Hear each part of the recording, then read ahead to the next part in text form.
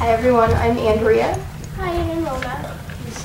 Mona came up with an idea for us to write a poem that has two different meanings depending on the order in which you read the poem, either from the top to the bottom or the bottom to the top.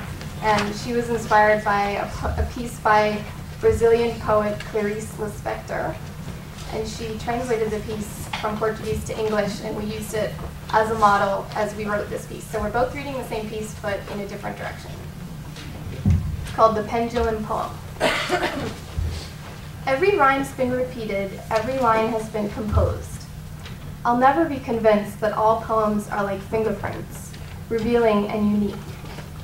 Still, it will always be true that poems don't have to be original to be worth the writer's time.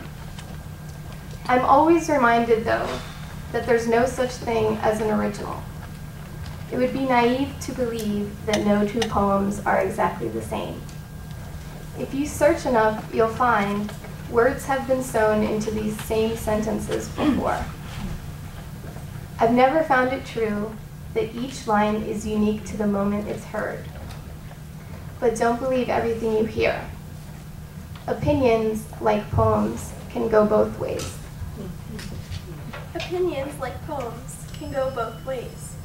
But don't believe everything you hear. Each line is unique to the moment it's heard. I've never found it true that words have been sewn into these same sentences before. If you search enough, you'll find that no two poems are exactly the same. It would be naive to believe that there's no such thing as an original.